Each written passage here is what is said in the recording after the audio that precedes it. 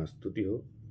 आइए मिलकर प्रार्थना करें आज के इस अवसर के लिए कि परमेश्वर ने जो हमें दिया है इस ऑनलाइन माध्यम के द्वारा हम इसका पूरा पूरा लाभ उठा पाएं।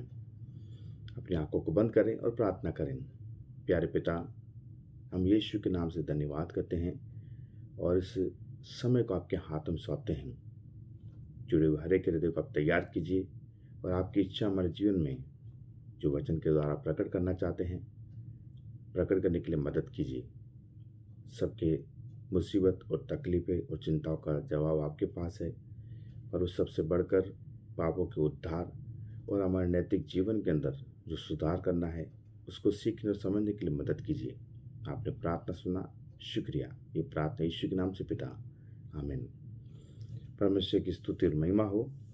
और सबसे बढ़कर हम आज के इस दिन के लिए प्रभु को धन्यवाद करें कि उसने हमें ये सुंदर अवसर दिया कि परमेश्वर के वचनों को मनन करने के लिए ऑनलाइन माध्यम के द्वारा अपने अपने घर में बैठकर हम सुन पाएँ और इसका पूरा पूरा लाभ उठा पाएँ। तो आइए हम थोड़ी सी देरी न करते हुए परमेश्वर के वचन को हम मनन करेंगे। वचन आज का वचन का जो भाग है यूहन्ना का सुसमाचार अध्याय नंबर 14 उसकी 27वीं कलम। और 27वीं कलम ऐसा कहता है, यूहन्ना अध्याय नंबर 14 उसकी 27वीं कलम, मैं तुम्हें शांति दे जाता हूँ, अपनी शांति तुम्हें देता हूँ। जैसा संसार देता है मैं तुम्हें नहीं देता, तुम्हारा मन व्याकुल न हो। यहाँ पे वचन में यीशु मसीह अपने चेलों को एक ऐसे भाग में वचन को सिखा रहा है कि शांति के बारे में, कि मैं तुम्हें अपनी शांति दी जाता हूँ, अपनी शांति मैं तुम्हें देता हूँ। मेरे प्रियो, इस वक्त संसार के अंदर कई सारे ऐसे दुख और तकलीफ़ें, पीड़ाएं, चिंताएं, समस्याएं कार्य कर रही हैं लोगों के जीवन में और लोग निराशा के उस बंधन में पड़े हुए हैं। लोगों को काम में, लोगों को अपने रिश्तों के अंदर, लोगों को अपनी पढ़ाई के प्रति, लोगों को अपने जीवन जीने के उस पूरे समय के अंदर कई सारी निराशाएं उनको घेरे हुए हैं। काम नहीं मिल रहा लोगों को तो निराश हैं, पैसे ज़्यादा हैं तो भी निराश हैं, पैसे कम हैं तो भी निराश हैं, बच्चों की शादी नहीं हो रही है तो भी निराश हैं, बच्चों की शादी हो गई तो भी निराश हैं, बच्चों को जो उसके बेटा और बहू है उनको बच्चे नहीं हो रहे तो भी निराश हैं, नौकरी नहीं मिल रही तो भी निराश हैं, बीमारी आई तो भी निराश हो गए और पड़ोसी खुश है तो भी निराश होकर बैठे हैं। घर के अंदर अशांति है, एग्ज़ाम के अंदर अच्छे मार्क नहीं आए हैं तो भी निराश हैं। आजकल ये शैतान ने बहुत अच्छा हथियार यूज़ किया है, लोगों को कुछ न कुछ छोटी छोटी बातों के अंदर उसको निराशा और डिप्रेशन को बैठाने का। मेरे प्रिय, परमेश्वर जानता है कि व्यक्ति के जीवन के अंदर दुख आएगा, पर दुख आने के साथ में उसको निराश नहीं होना है, उसको अशांत नहीं होना है, बल्कि शांत रहना है। यहाँ पे यीशु मसीह अपने चेलों को वचन को बताते कहता है कि मैं तुम्हें शांति दे जाता हूँ। यीशु मसीह जो सर्व सामर्थी, अनंत काल तक रहने वाला परमेश्वर, जो इंसान का रूप लेकर संसार में आया, वो अपने क्रूस पर बलिदान होकर और उस शांति को उसने खुद स्थापित किया और शांति को स्थापित करने के साथ में उन मनुष्य को जो संसार में क्लेश, दुख, तकलीफ़ें, उन मनुष्य को जो संसार में दुख, क्लेश और तकलीफ़ों का सामना कर रहे हैं, उनको कि इंसान जब शारीरिक जीवन में जीवन जिएगा तो उसको अशांति का, निराशा का सामना करना पड़ेगा, क्योंकि वो संसार के अंदर रह रहा है। और विशेष यीशु मसीह अपने जाने के बाद, क्योंकि यीशु मसीह का समय बिल्कुल नज़दीक है, उसका यात्रा, उसका समय सेवा करने का पूरा हुआ, अब सब कुछ पूरा करके उसको पिता के पास वापस जाना है, कीमत चुकाकर वापस जाना है। तो चेले लोग अशांत होंगे, चेलों को चिंता सताएगी, चेलों को वो आसपास के वातावरण, आसपास की चीज़ों को घेरने की कोशिश करेगी। इससे पहले ही यीशु मसीह को कहता है, मैं तुम्हें शांति दी जाता हूँ। तुम्हें, आपको और मुझे आज वचन में यही कहता है कि हम जो प्रभु के पीछे विश्वास करने वाले प्रिय दास दासियाँ हैं, प्रिय विश्वासी गण हैं, अलग अलग क्षेत्रों के अंदर काम करने वाले लोग हैं, जो उनके उस आसपास में कई सारे अशांत करने वाले विषय होते हैं, कई सारे अशांति में घेरने वाले विषय होते हैं। उनसे आज प्रभु यीशु मसीह कहता है, मैं तुम्हें शांति दी जाता हूँ। संसार देता है वो शांति नहीं। संसार की शांति टेम्पररी है, कुछ समय के लिए है। संसार थोड़े समय के लिए शांति देता है। किसी दवाई के द्वारा अच्छी नींद आ जाएगी, या कपड़े खरीद करते समय पिकनिक गए किसी के घर पे मिलने के लिए, वो टेम्पररी थोड़े समय के लिए शांति है, परमानेंट शांति नहीं है। पर यहाँ पे प्रभु यीशु मसीह परमानेंट हमेशा की शांति के बारे में बात कर रहा है। आसपास में हमारे माहौल अच्छा नहीं होगा, पर यहाँ पे यीशु मसीह कहता है कि मैं तुम्हें शांति दूंगा, मैं तुम्हें अपनी शांति से भरूंगा।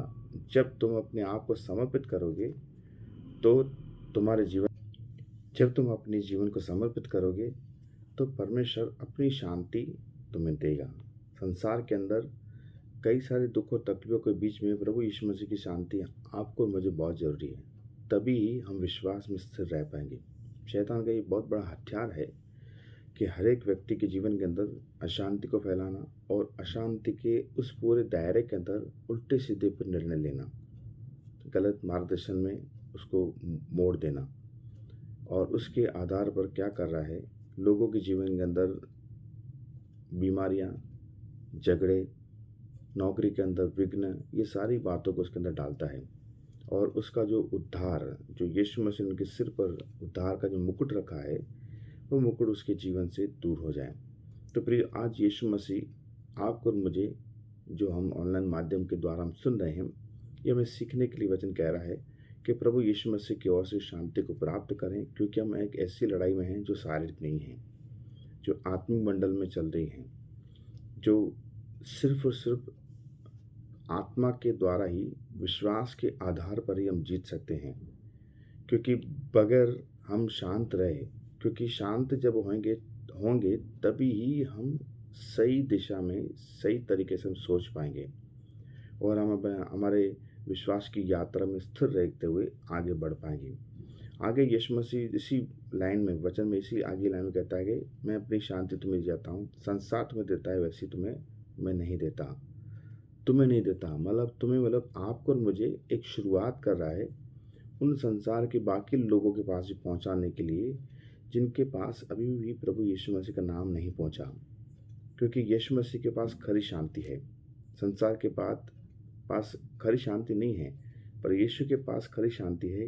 क्यों? क्योंकि वो क्रूस पर बलिदान होते समय भी वो ऐसा शांत रहा जो पिता की ओर से उसको मिली हुई थी शांति। वो एक भी शब्द उस समय उसने नेगेटिव या किसी के विरुद्ध में नहीं बोला, बल्कि चुपचाप रहा। जब उस पर दोष लगाया जा रहा था, जब उसको कोड़े मारे जा रहे थे, जब क्रूस लेकर जब वो गुलगुता के उस पहाड़ पर जब पहुंच रहा था, और जब क्रूस पर पूरा लटकाया गया, पूरी प्रक्रिया में यीशु मसीह ने किसी को भी अपशब्द या सजा का शब्द नहीं बोला। क्यों? क्योंकि उसके पास सच में वो खरी शांति थी, और वही शांति यीशु मसीह आपको मुझे दे रहा है। और इस आपको और मुझे देने के द्वारा उन लोगों तक भी जिन लोगों के पास शांति नहीं है, उनको शांति देना चाहता है, ताकि संसार में जब हम जीवन जी रहे हैं हमारा मन व्याकुल ना हो और भय हमें ना घेरे। लास्ट में यीशु मसीह इस वचन में यही कह रहा है कि तुम्हारा मन व्याकुल ना हो और न डरे। मेरे प्रियो, व्याकुल का मतलब है कि उल्टे सीधे कई बार निर्णय लेने का अवसर आ सकता है, जो परमेश्वर के ऊपर विश्वास करने के आधार पर नहीं है। तो आज हम अपने आप को समर्पित करें। एक अच्छा अवसर है, एक अच्छी शुरुआत है। हो सकता है हम कई सारी बातों में चूक गए होंगे, पर हमारे पास अवसर है कि हम इसको पूरा लाभ उठाएं और विश्वास को फिर से तरोताज़ा करें और प्रभु के हाथ में अपने आप को समर्पित करें। अपनी आंखों को बंद करेंगे और प्रभु के हाथ में अपने आप को समर्पित करेंगे कि प्रभु जी, ये जो शांति आप हमें आज दे रहे हैं, हम उस निमित्त आपके हाथों में अपने आप को सौंपते हैं। हमारी मदद कीजिए और ये पूरी शांति हमारे अंदर स्थापित करने के लिए कृपा कीजिए, ताकि आने वाले समय में आपकी महिमा हमारे जीवन के द्वारा, हमारे कामों के द्वारा, हमारे परिवार के द्वारा, हमारे इनकम के द्वारा होने पाए। आंखों को बंद करें और प्रार्थना करें। प्यारे पिता, आपका धन्यवाद प्रभु जी, आज के सुंदर अवसर के लिए आपका शुक्रिया। वचन में आपने हमें अनुग्रह और दया करते हुए आपने हमें सिखाया कि मेरे बच्चों, मैं तुम्हें अपनी शांति दी जाता हूँ। संसार देता है वैसी नहीं, मैं अपनी शांति तुम्हें दिए जाता हूँ। पिता, आपका शुक्रिया। हम विश्वास करते हैं कि ये वचन मेरे लिए था, सुनने वालों के लिए है।